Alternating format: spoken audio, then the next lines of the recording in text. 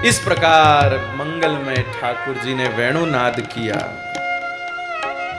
अद्भुत मंगलमय वेणुनाद। निशम्य गीतम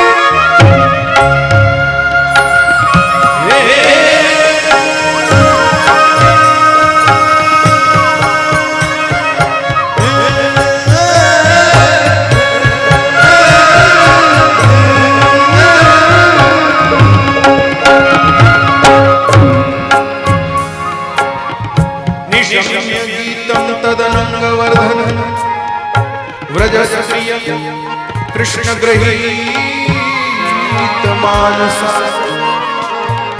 आजगुरन्योन्यमलक्षितोद्यमा स यत्र कान्तो जवलोलकुण्डला।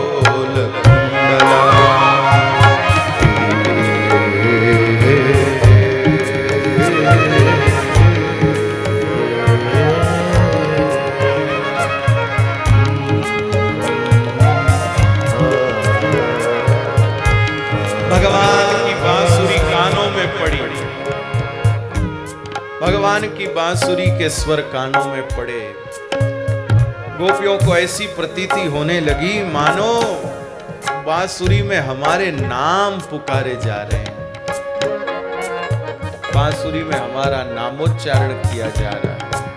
अब वेणुनाद में जब उनको अपने नाम की ध्वनि सुनाई देने लगी, ये तो अत्यंत प्रीति का प्रमाण है, अत्यंत प्रीति का प्रमाण है। गोपियों को लगा हमारा नाम ले रहे हैं श्याम सुंदर, तो और उत्सुक हो गई। निशम्य गीतम तदनंग वर्धनम, गोपियों के चित्त में मिलने की उत्कंठा बढ़ाने वाला था ये मिलनोत्कंठा। प्रीति का ही परिणाम है मिलनोत्कंठा।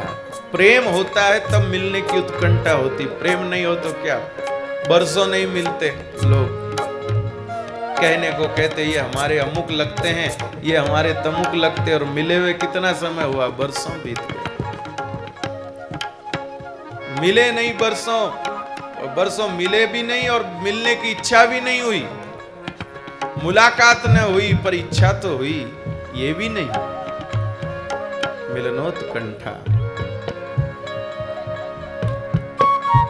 गोपियों का जो स्त्री जनित स्वभाव है, धैर्य, मर्यादा, थोड़ा डरना, थोड़ा संकोच, थोड़ी लज्जा, ये सब भूल गई गोपियां। इनको पकड़ के बैठी रहेंगी तो कैसे पहुंचेंगी, इनको पकड़े बैठी रहेंगी तो कैसे पहुंचेंगी। इसलिए इन सब को परे रख करके गोपियां जिस ध्वनि में बांसुरी बज रही थी उस तरफ जा रही।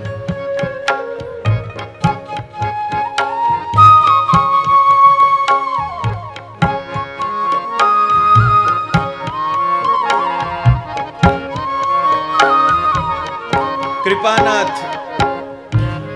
कुछ गोपियां घर से निकली, कुछ गोपियां घर से नहीं निकल पाई। लेकिन आश्चर्य कैसा है, जो घर से नहीं निकल पाई उनकी उपस्थिति भगवान के पास पहले हो गई। कैसे हुई? अंतर्ग्रह गता कश्चित् गोप्यो लब्ध विनिर्गमः कृष्णं तद्भावनायुक्ता दद्युर्मिलितलोचना। जिन गोपियों को रास्ता ही नहीं मिला बाहर जाने का, कुछ को रोक दिया, कुछ को रास्ता नहीं मिला, तो वो बेचारी आंख मूंद करके और भगवान के सौंदर्य का, भगवान के माधुर्य का, भगवान की उस मंगलमयी रूप माधुरी का वो ध्यान करने लगी। दुसह प्रेष्ट विरह तीव्रताप दुताक्षुभा ध्यान प्राप्ता च्युताश्लेष निवृत्त्या क्षीण मंगला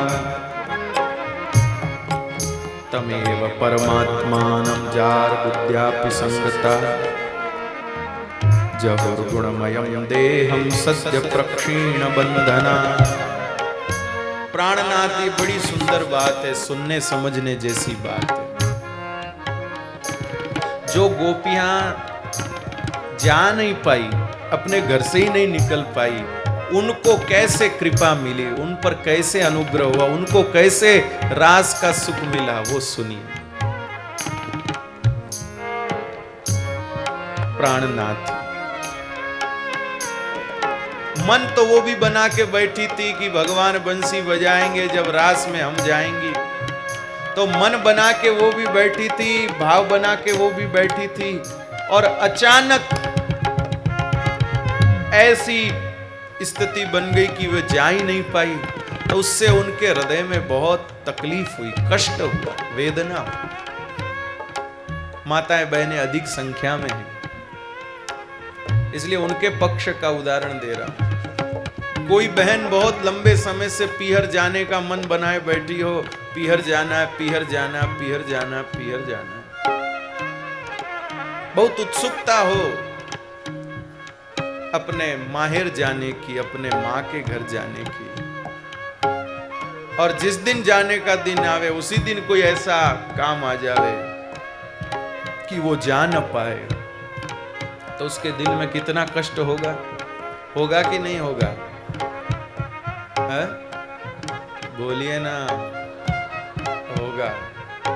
बस यहां तो एक सामान्य पीहर की बात है,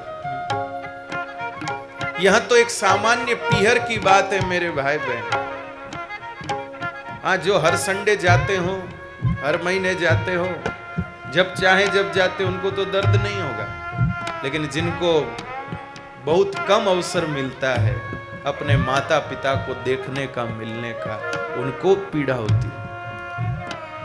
तो कब से गोपियां सोच के बैठी, हम जाएंगी जाएंगी जाएंगी, कन्हैया बंसी बजाएंगे, हम जाएंगी, कन्हैया बंसी बजाएंगे, हम जाएंगी, और आज ऐसा हो गया। तो उनके हृदय में असह कष्ट हुआ, इतनी जलन हुई उनके भीतर, इतनी जलन हुई कि मेरे भाई बहन, उनके भीतर के जो अशुभ प्रारब्ध थे, जो अशुभ संस्कार थे, सब उस जलन में जल गए। अब अशुभ सब जल गया, जब अशुभ जल गया तो फिर क्या बचा? बोलिए ना, बोलिए ना, फिर शुभ बचा। सोने में थोड़ी खोट मिलाई जाती है, लेकिन जब उस सोने को जलाया जाता है, तपाया जाता है, तो वो खोट जल जाती है। खोट जलने के बाद जो बचता है वो क्या होता है? विशुद्ध स्वर्ण। क्या होता है? बोलिए ना, विशुद्ध स्वर्ण होता है। ऐसे ही गोपियों के चित्त में जो कृष्ण विरह का ताप पैदा हुआ, उस ताप में उन गोपियों के वे अशुभ संस्कार जल गए, और अशुभ संस्कार जलते ही चित्त विशुद्ध हो गया, और विशुद्ध होते ही गोपियों का ध्यान लग गया, ध्यान लग गया गोपियों का भगवान में।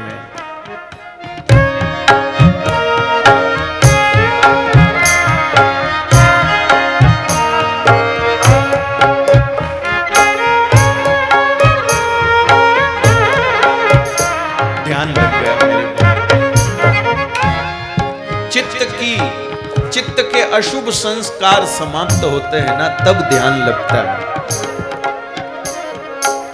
सिर्फ किसी के भी कहने से आंख बंद करके हम बैठ जाएंगे, ध्यान नहीं लगेगा। हमारे स्कूल में एक मास्टर जी थे, वो बड़े ध्यान प्रेमी थे, तो अक्सर क्लास में आते थे और कहते थे, हम बच्चों का जब पढ़ने का मन नहीं होता तो सब मिलके कहते, सर आज तो ध्यान करने की इच्छा है।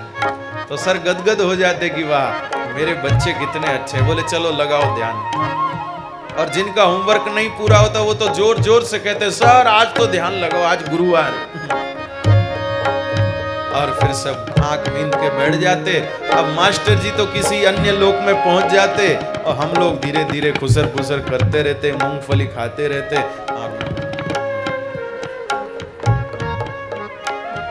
कृपानाथ, किसी के कहने से आंख बंद कर ली, ध्यान नहीं लगेगा। भीतर जितने अशुभ संस्कार हैं वो जब नष्ट होंगे तो कहने की जरूरत नहीं पड़ेगी, चलते चलते ध्यान लगेगा मेरे भाई बहन। किसी एक जगह बैठने की जरूरत नहीं। भीतर न जाने कितनों का बिगाड़ करने की प्लानिंग चल रही है। भीतर न जाने कितनों को ठगने की योजना बन रही है, भीतर न जाने कितनों को नीचा दिखाने का योजना बना रहे हैं। क्या ध्यान लगेगा हमारा? ध्यान लगते ही तो योजना शुरू हो जाएगी, प्लानिंग शुरू हो जाती है। इसलिए जब तक अशुभ संस्कार नष्ट नहीं होंगे तब तक भगवान में ध्यान लगेगा नहीं। और अशुभ संस्कार कैसे नष्ट होंगे? भगवान के विरह में, भगवान की याद में जब दिल जलेगा, ठाकुर जी के वियोग में जब हृदय में जलन पैदा होगी, तड़पन पैदा होगी, तब वो अशुभ संस्कार नष्ट होंगे। उसके बाद ध्यान लगेगा और उसके बाद क्या मिलेगा? अनुभूति और आनंद।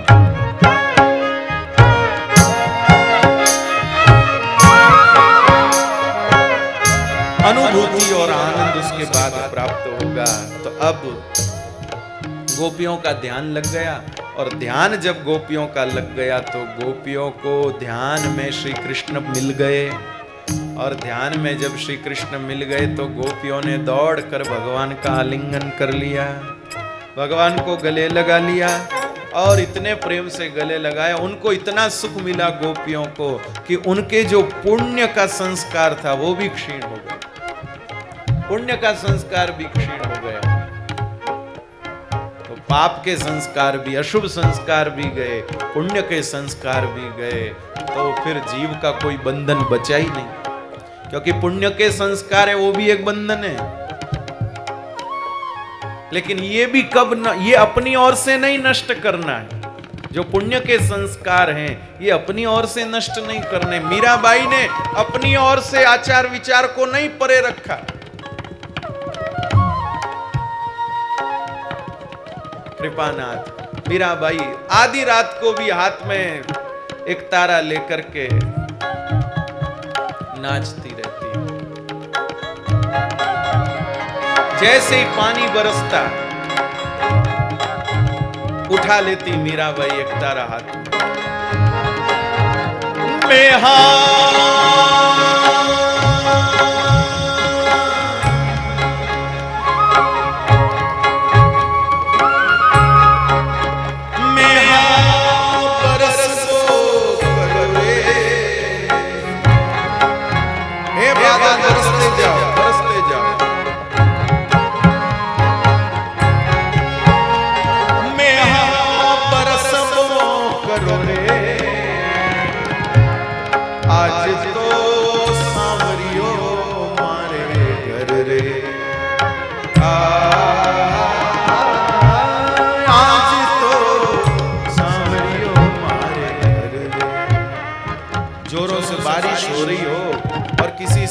पति बाहर गए हुए हो तो वो चिंता करती है, भगवान इतना पानी पड़ रहा है, वो कहाँ होंगे, क्या कर रहे होंगे। लेकिन पति घर में हो तो पत्नी प्रसन्न होती, अरे कोई बात नहीं, वो तो घर पे ही है।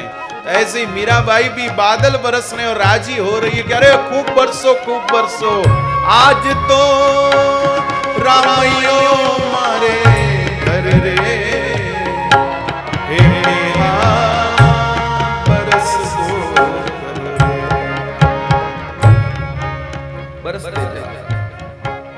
आज तो श्याम सुंदर मेरे घर पर है। तो मीराबाई की ये जो दशा बनी, ये भगवान को पाने के बाद सहज बनी।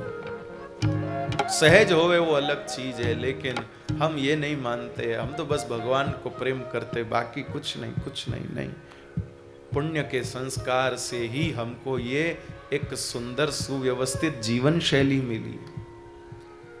योग्य आहार करना, आचार विचार का ध्यान रखना, मर्यादा का ध्यान रखना, उच्छृंखलता पर विराम रखना, अपने मनोरंजन को नियंत्रण में रखना, अपनी भौतिक लालसाओं को नियंत्रण में रखना, ये पुण्य के संस्कारों का प्रभाव है।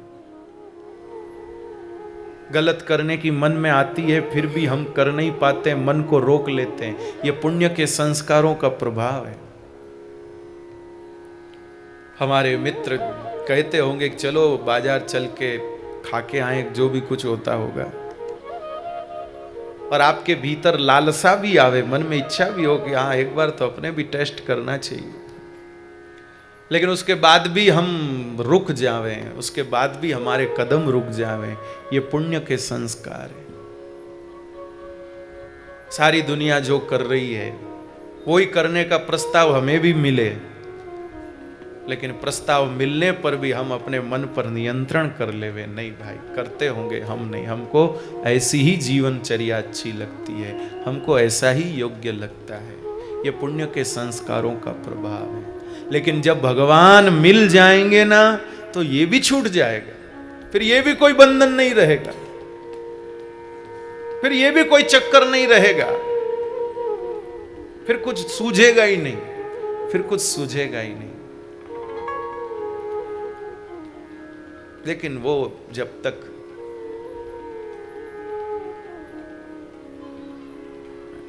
तो ऐसा अनुपम अनुग्रह गोपी जनों को प्राप्त हुआ। राजा परीक्षित जी महाराज कहते हैं, हे सुखदेव जी महाराज, ये गोपियां भगवान को अपना प्रियतम मानती थी, और प्रियतम भी कैसा प्रियतम मानती थी कि ये नहीं कि ये भगवान है, ब्रह्म है, ये तो भगवान को एक ग्वालिया समझती थी, एक नंद राय जी का छोरा समझती थी। तो इनके मन में तो यही था। फिर इनकी इस जगत की निवृत्ति कैसे हुई? अरे भाई, आग तो आ गई है, एक भगोने में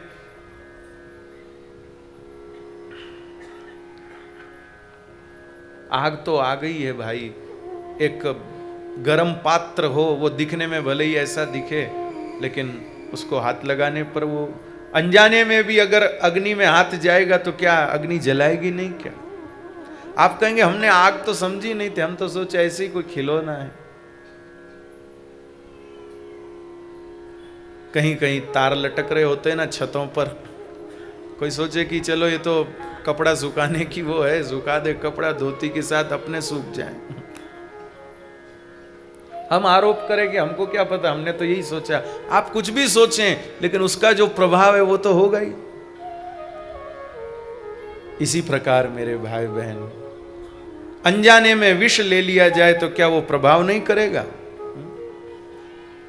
जब अनजाने में विष की संगति प्रभावी होती है, तो अनजाने में नंद राय जी के बालक के रूप में गोपियां पर ब्रह्म की संगति कर रही, तो वो प्रभावी कैसे नहीं होगी, उसका असर कैसे नहीं होगा? इसलिए भले ही गोपियां नंद राय जी का बालक समझकर श्री ठाकुर जी का संग कर रही हैं, पर उनकी जगत निवृत्ति हुई, क्योंकि वे भगवान हैं। कृष्णस्तु भगवान स्वयं, वो खुद ठाकुर जी भगवान स्वयं है। कृपानाथ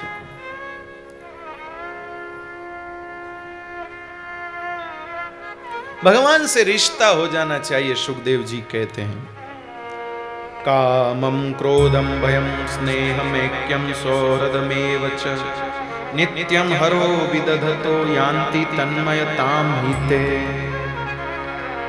सुखदेव जी कहते खाली रिश्ता हो जाना चाहिए भगवान के साथ, फिर कैसा भी रिश्ता हो, चाहे काम का हो, क्रोध का हो, भय का हो, स्नेह का हो, नातेदारी का हो, सौहार्द का हो, भगवान से अपनी वृत्तियां जोड़ दी तो फिर वो भगवान में ही लगती है, भगवान में ही लगती है। बैंक में सबके अपने अपने खाते नंबर होते होंगे, रुपए जमा कराते हैं तो वो बताते होंगे खाता नंबर, क्यों भाई? तो जो खाता नंबर बताया है, रुपए उसी में जाते कि दूसरे में चले जाते हैं? उसी में जाते हैं। ऐसे ही हमने जो भाव रख करके संप्रेषण किया है वो वहीं जाएगी। आपने भगवान का चिंतन करके जो कुछ भी व्यवहार किया है,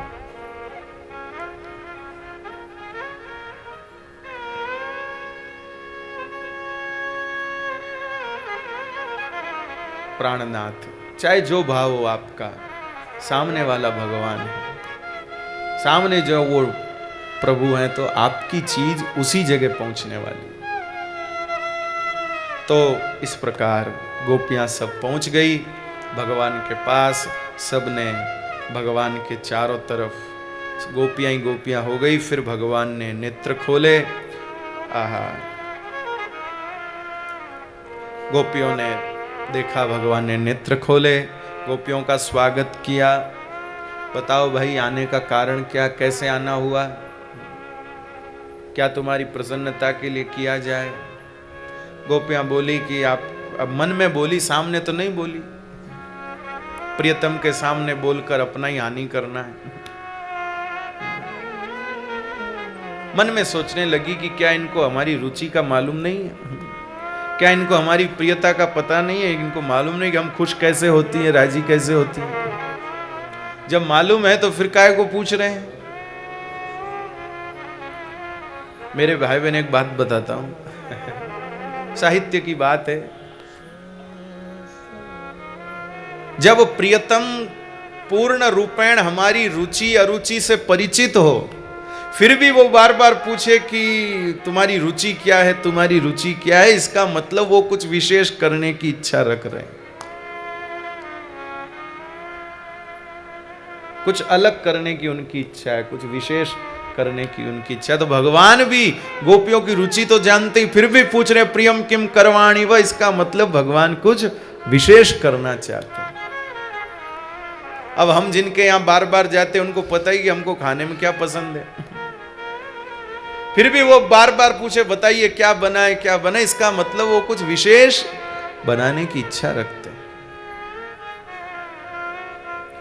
ऐसे ही भगवान बार बार गोपियों से, भगवान गोपियों को कहते हैं प्रियम किम करवाणी व, बताओ मैं तुम्हारी प्रसन्नता के लिए क्या करूं, तो इसका मतलब भगवान कुछ विशेष करने की इच्छा रखते हैं।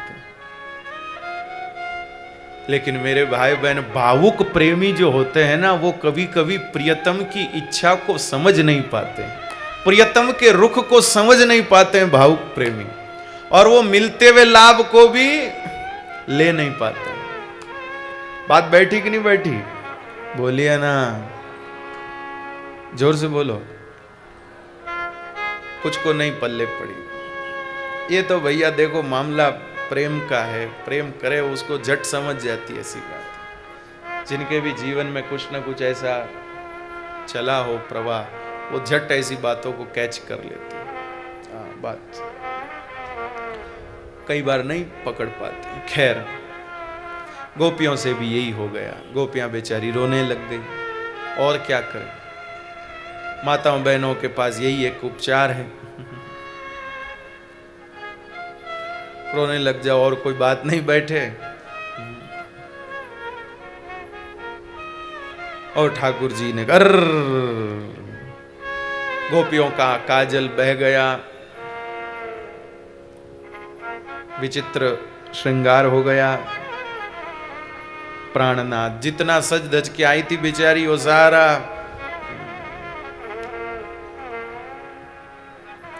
एक बेटी की विदाई हो रही थी, पर छोरी रो नहीं रही थी, बेटी रो नहीं रही। तो पूछा भाई रो क्यों नहीं रही है? बोले आज शाम को ससुराल में रिसेप्शन है, उसमें मेकअप यही रहना है, अगर रो जाऊंगी तो सब वो जो भी होती है आंख का काजल की सेटिंग, क्या बोलते हैं उसको, जो भी, वो बिगड़ जाएगी, गाल पर जो सेटअप किया वो सब बिगड़ जाएगा। एक मैंने एक संस्कृत ग्रंथ में एक बड़ा सुंदर विनोद प्रसंग पढ़ा। एक श्रृंगार प्रिय स्त्री थी जिसको अपना श्रृंगार बहुत ज्यादा पसंद था, तो वो बचपन से अपने पिताजी को बाबा कहती थी। क्या कहती थी? बाबा बाबा। वो संस्कृत में लिखा है, मुझे संस्कृत में वो नहीं, मैं तो हिंदी में बता रहा हूँ। बचपन से अपने पिताजी को बाबा जी आप कैसे हो, बाबा आप कैसे हो, बाबा आप कैसे हो, बाबा बाबा ऐसे करती थी। एक दिन उसके पिताजी मर गए, ऊपर चले गए भगवान के घर। तो लोगों ने कहा तेरे पिता मर गए, तो वो रोने को आई। बाप मर गए, रोना तो पड़े ना। तो रो रही और कहती है हातात हातात हातात हातात हातात। लोगों ने आश्चर्य किया कि जिंदगी भर जो बाबा बाबा कहती थी, आज हातात हातात कह के क्यों कर रही है? तो फिर बताया कि भाई बाबा बाबा कहने से होठों की वो सेटिंग खराब हो जाती है, इसलिए हातात हातात करके रो रही है। आप वो सब बोल के देख रहे हैं। बाबा बाबा बोलने से थोड़ा वो सेटअप जो होठों पर लाली का किया है, जो होठों का, वो बिगड़ जाता है। इसलिए रोना भी जरूरी है और वो सेटिंग भी बराबर रखनी है। तो बेचारी ने तरीका निकाला, बाबा बाबा की जगह रोने के बजाय हा ता ता ता ता ता। तो कृपानाथ, गोपियों का सारा श्रृंगार जो है वो हो गया। ध्यान दीजिए, परमात्मा देह के श्रृंगार से नहीं मिलते हैं। इसलिए सबसे पहले गोपियों का जो वो श्रृंगार का गर्व था, उसको तो भगवान ने निकाल दिया। सजने संवरने से परमात्मा नहीं मिलते हैं। ठीक है, व्यवस्थित रहना चाहिए, अपने आप को व्यवस्थित रखना चाहिए, लेकिन भगवत प्राप्ति में कारण ये चीज नहीं है। अगर इससे भगवान मिले तो भाई फिर तो राजा की रानियां कितना सजती संवरती, सबको भगवान नहीं मिल जाते। तो गोपियों का सारा श्रृंगार बह गया। प्राणनाथ, मुंह सूख गया, गला सूख गया, होठ सूख गए। प्राणनाथ, अब गोपियों ने एक दूसरे को देखा, बोला कोई तो एक जनी तो बोलो।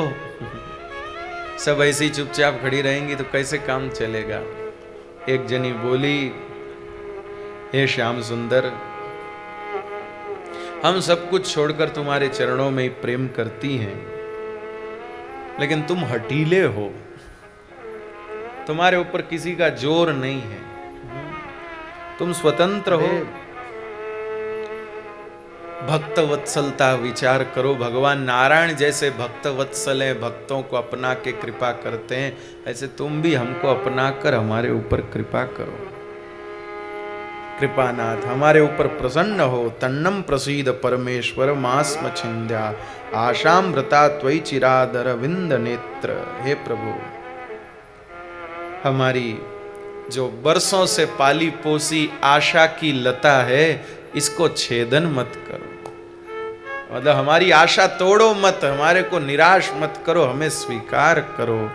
हे श्याम सुंदर, अब तक हमारा मन घर के कामकाज में लगा हुआ था, लेकिन तुम्हारे वेणुनाद ने, तुम्हारी चितवन ने, तुम्हारे स्वरूप ने हमारा वह सब मन जो है अपनी तरफ खींच लिया। अब हम ब्रज में कैसे जाएं? कृपानाथ, भगवान ने गोपियों की ऐसी वाणी सुनी तो आत्मा राम भगवान श्री कृष्ण जो हैं, आत्मा राम मतलब अपनी आत्मा में ही रमण करने वाले। आत्मा तू राधिका यस्य।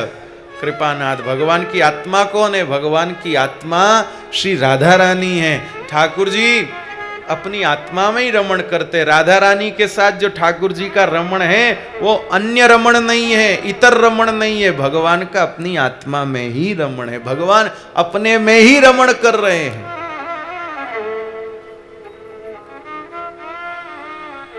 ऐसे भगवान गोपियों का मनोरथ पूरा करने के लिए उनके साथ क्रीड़ा प्रारंभ करी।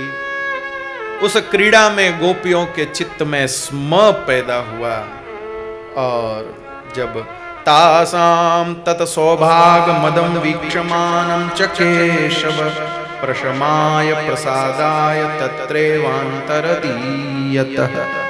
कृपानाथ, ठाकुर जी को लगा कि इन्हें जो सौभाग्य मिला इसका इनको थोड़ा गर्व हो गया है, तो फिर श्री ठाकुर जी उन गोपियों के मध्य से अंतरित हो गए। उनके मध्य से अंतरित हो गए। जब अंतरित हो गए तो सब दुखी हो गई, व्याकुल होकर भगवान को यत्र तत्र ढूंढने लगी। फिर श्री किशोरी जी की सन्निधि मिली और वे सब गोपियां उनके समीप बैठती हैं और सब यमुना जी के किनारे, यमुना जी की पावन पुलिन पर बैठ करके गोपी गीत का गान करती हैं।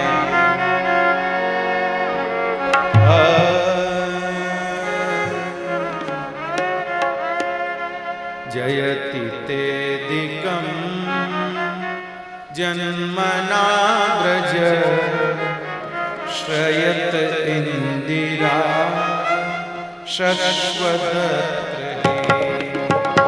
दैत दृश्यता दीक्षुतावका स्त्वयि धृतास्तव स्वां विचिन्वते शरदुदाशये साधुजातस सरसिजोदय श्रीशादृश सुरतनाथ ते अशुल्कदासिका वरदनी नतो नेह किं वद विषजलाद्यया व्यालराक्षसा वर्षमारुता वैद्युतानला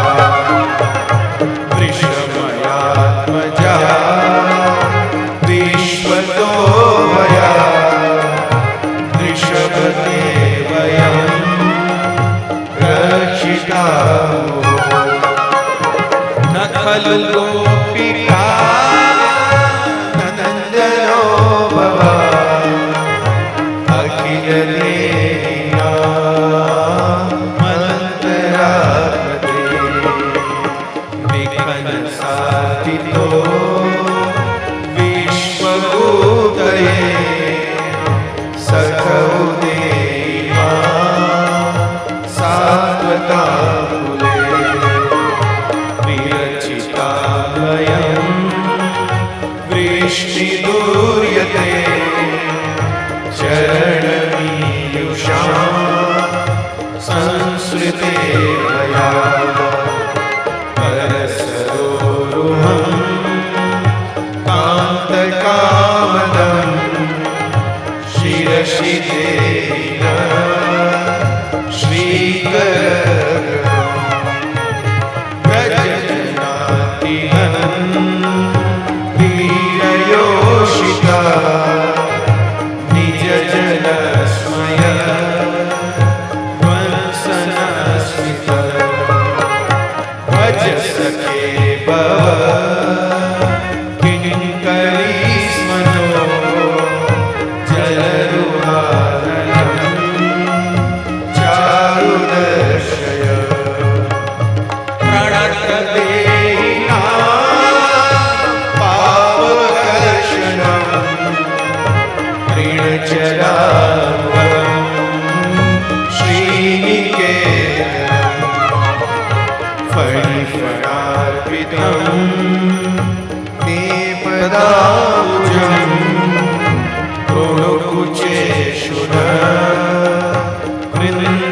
कृन्दिरेक्षयम् मधुरया गिरा वल्लुवाक्यया बुधमनोज्ञया पुष्करेक्षण विधिकरीरिमा वीरमूयति रदसीदुना काययस्मन् तव कथामृतं तप्तजीवनं कविभिरीडितं कल्मषापं श्रवणमङ्गलं श्रीमदाततं भुवि गृह्णन्ति ते भूरिदा जना प्रहसितं प्रिय प्रेमवीक्षणं विहरणं च ते ज्ञानमङ्गलं रहसि संविदो यारतिस्पृश कुहकनो मनः शोभयन्ति चलसि यत्रजा चारयन् पशु नलिनसुन्दरं नाददेवम्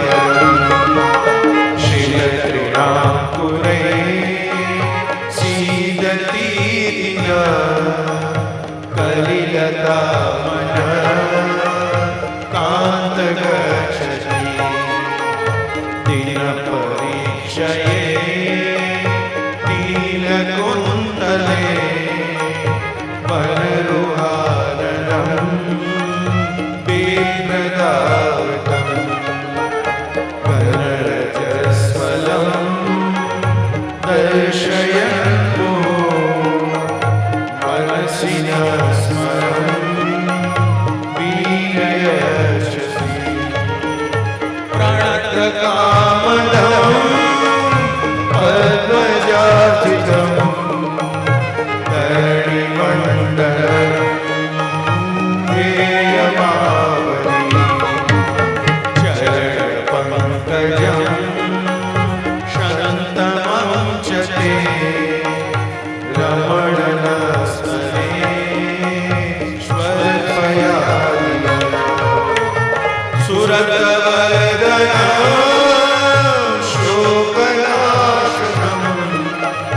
स्वरितवेणुना सुष्ठुचुम्बितम् इतरागवी स्मारणं नृणाम् वितरवीरना स्तेयरावृतम् अटति यद्भवात् नन्दिकाननम् त्रुटियुगायते त्वामकर्षता कुटिलकुन्तलं श्रीमुखं च ते जडौदीक्षता पद्मप्रीदृशा पतिसुतान्वय भातृबान्धवा नतिलिलङ्घ्यते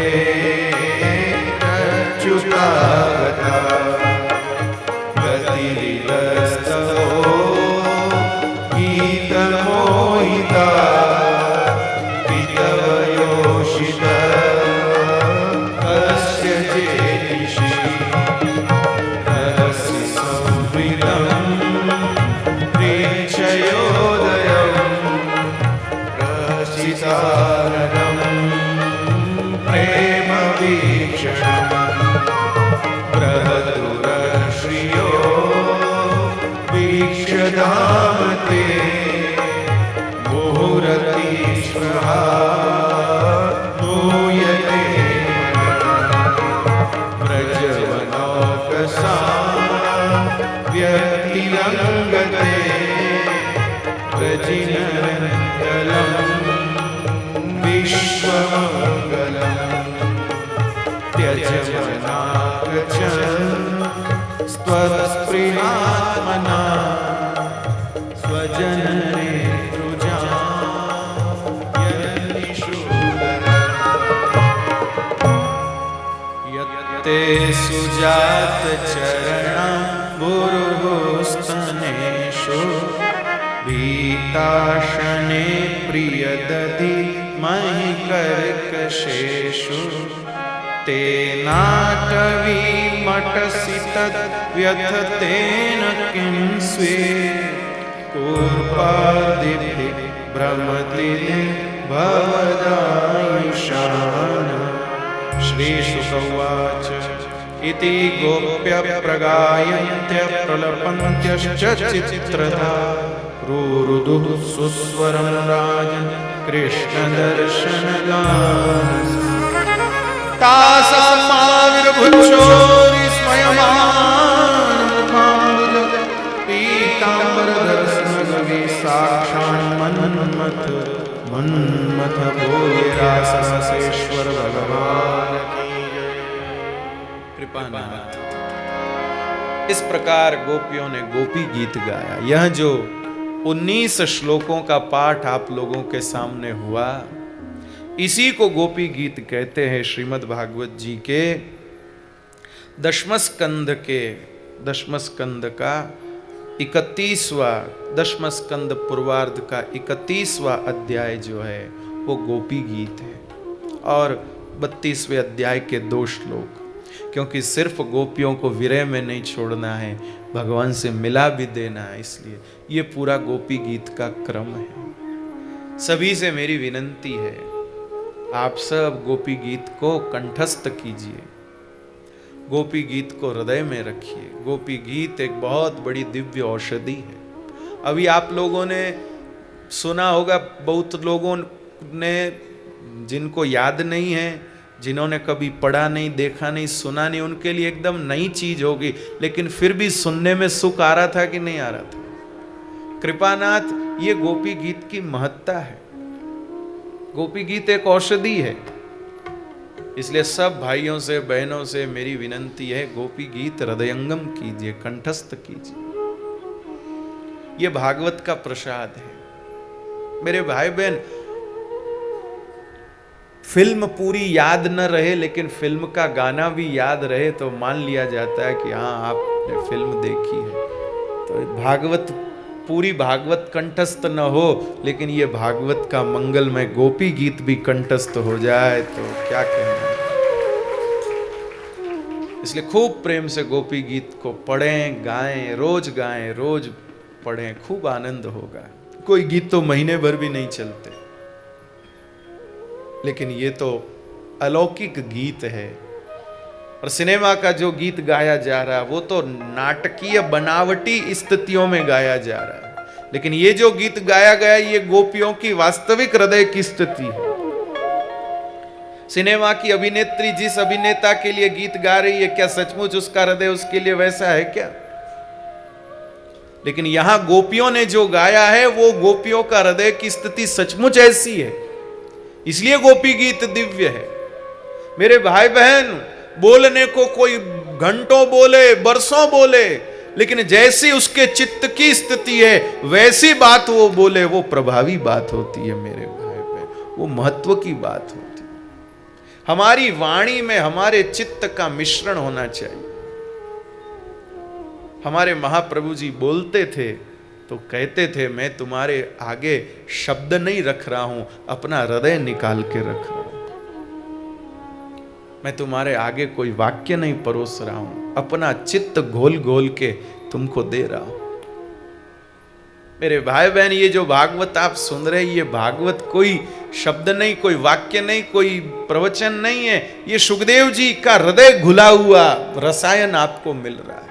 जिसमें सुखदेव जी का हृदय घुला हुआ है वो रसायन मिल रहा है। इसलिए कथा सुनते समय वैसी अनुभूति हम प्राप्त करते हैं जैसी अनुभूति सुखदेव जी महाराज कहते समय प्राप्त कर रहे। वो अपना दिल घोल के हमको दे रहे हैं, तब हमारे दिल में भी वो प्रतीति हो रही है। वक्ता अपना दिल घोल के देगा ना आपको, तब उसको जो कहते समय फील हो रहा है वो आपको सुनते समय फील होगा। जब वो अपना दिल घोल के आपको देगा तब। प्रभु, ऐसा मंगल में गोपी गीत गाया। गोपियों ने भगवान से कहा, प्रभु आपके आने से ब्रज की महिमा बढ़ी है। हम लोगों के कारण नहीं, हम तो पहले भी थीं, लेकिन आपकी यह अनुपस्थिति, आपका अदृश्य हो जाना हमारे प्राणों को हरने वाला है। हमारा जीवन धारण करना बड़ा कठिन है। आप कहाँ होंगे, आप किस स्थिति में होंगे, सोच सोच करके हमारा दिल घबराता है। हे नाथ, हे कृपानाथ, करुणा कीजिए, प्रकट होइए। अब हमारे प्राण रहें, इसका एक ही उपचार है कि आप प्रकट हो, दर्शन दें। आपके चरण हमारे हृदय पर विराजेंगे, तब ही हमारे को समाधान होगा। इस प्रकार गोपियों की कृष्ण दर्शन लालसा, गोपियों की चित्तस्थिति एकमात्र भगवत दर्शन की लालसा पर अटक गई। अन्य कोई विषय नहीं रहा। धीरे धीरे धीरे धीरे बोलते बोलते सब चीज निकल गई और अंत में इति गोप्य प्रगायन्ते प्रलपन्त्यश्च चित्रदारु रुदु सुस्वर राजन। कृष्ण दर्शन लालसा, रोने लगी बेचारी जोर जोर से। अब भगवान खुद को रोक नहीं सके, बांध नहीं सके, और उन गोपियों के मध्य में वनमाला पहने हुए, पीतांबर धारण किए हुए, कमल के समान मुखमंडल वाले, मंद मंद मुस्कुराते हुए गोपियों के बीच में प्रकट हो गए। गोपियों के मध्य में प्रकट हो गए। आहा, और गोपियों ने अपना मनोरथ पूरा पाया। अपनी ओढ़नी ही गोपियों ने आसन के रूप में बिछा दी, भगवान उसी पर बैठ गए। किसी ने हाथ पकड़ लिया, किसी ने चरण पकड़ लिया, किसी ने ठाकुर जी का चरवित तांबूल ले लिया, जिसको जो भाव बना। और कुछ कुछ तो अभी भी नाराज होके खड़ी रही, कुछ कुछ फिर भी नाराज रहेगी। नहीं, इतना सताते हैं क्या? नहीं बात करनी हमको। कृपानाथ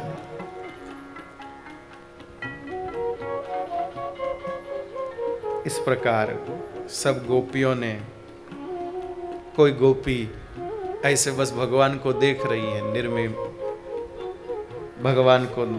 भगवान के निर्निमेष नयनों से भगवान को देख रही। ऐसे सब ने अपने अपने तरीके से भगवान को पाया। किसी ने आंख से पाया, किसी ने भाव से पाया, किसी ने कर्णपुटों से पाया। सब ने भगवान को पाया, सब ने प्रभु को पाया, सब ने श्री हरि को पाया। और उसके बाद फिर से भगवान का मंगलमय रास गोपी जनों के साथ हुआ। और अब जो रास हुआ वो रास भगवान का महारास कहा गया। पहले जो हुआ वो रास था, और गोपी गीत के बाद जो हुआ वो महारास है। रास में भगवान अंतरित हुए, रास में भगवान का वियोग हुआ, पर महारास में भगवान का वियोग नहीं हुआ। गोपियों को भगवान मिले, आनंद हुआ, रस बरसने लगा, जय जयकार होने लगी, देवता फूल बरसा रहे हैं। भगवान गोपी जनों के साथ मुरली मनोहर श्याम सुंदर बांसुरी बजा के सबको सुख प्रदान कर रहे हैं। आहा, क्या कहा जाए, गोपियों की अपूर्व क्षोभा हो गई। और भगवान ने जो रस, जो सौभाग्य गोपी जनों को प्रदान किया, जो रस, जो सौभाग्य भगवान ने गोपी जनों को प्रदान किया, उसको देख करके लक्ष्मी जी का सौभाग्य भी फीका पड़ गया। लक्ष्मी जी का सौभाग्य भी फीका पड़ गया महाराज। आज लक्ष्मी जी भी गोपियों से पीछे रह गई। भगवान की सहज भेंट, भगवान की सहज मुलाकात आज गोपियों को प्राप्त हुई है। सहज मुलाकात मेरे भाई बहन, सहज मुलाकात आज गोपियों को प्राप्त हुई भगवान की। आहा हा हा, भगवान एकदम सहज उनको प्राप्त हुए। मैं क्या वर्णन करूं मेरे भाई बहन, मुझे तो शब्द नहीं मिल रहे, मेरे को शब्द नहीं मिल रहे भगवान के इस अद्भुत महारास को प्रकट करने का। और इसके बाद गोपियों ने युगल गीत गाया महाराज। वाम बाहु कृत वाम कपोलो वल्गित भूरद रार्पित कोमलांगुली विराश्रित मार्गम गोप्य हीरयति यत्र मुकुंदम। ओम नमो भगवते वासुदेवाय, ओम नमो भगवते वासुदेवाय, ओम नमो भगवते वासुदेवाय, ओम नमो भगवते वासुदेवाय। प्राणनाथ भगवान के स्वरूप का और गुणों का बड़ा मीठा मीठा वर्णन गोपियां करती हैं। ए सखी देख, जब श्याम सुंदर माथे पर मोर पंख का मुकुट बांध लेते हैं और अपनी गुंगराली अलकों में फूलों के गुच्छे खोस लेते हैं और फूलों के ही रंग बिरंगे रंगों से अपने श्रीअंग पर चित्र बना लेते हैं। आहा, और नए नए पत्तों से कभी दुपट्टा बनाते, पत्तों से दुपट्टा बनाते मेरे भाई बहन। पत्तों से दुपट्टा बनाते, पत्तों से धोती बनाते हैं। आहा, ऐसा आनंद आता उनके उस स्वरूप को देखकर। अरे बांसुरी में गायों का नाम ले ले करके बुलाते हैं, नदियों की गति रुक जाती है उनके इस वेणुनाद को सुन करके।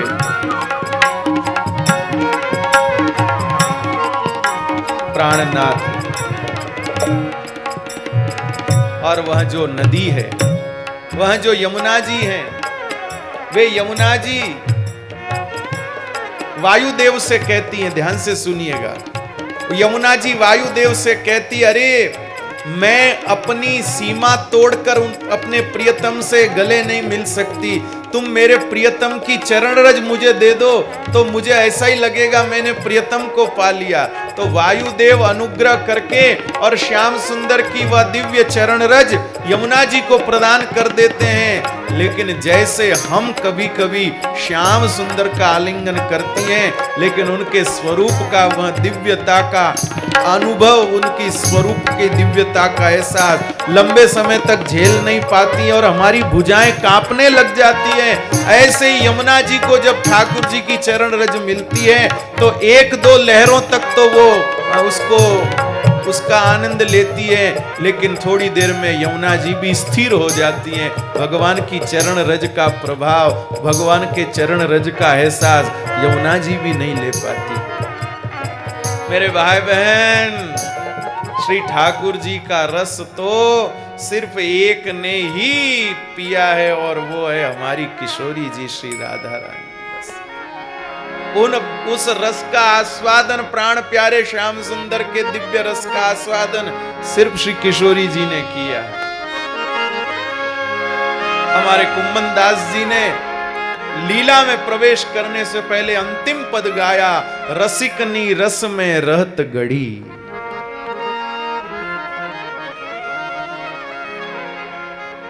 रसिकनी रस में सिर्फ श्री किशोरी जी हैं जो इस रस का पान करती हैं।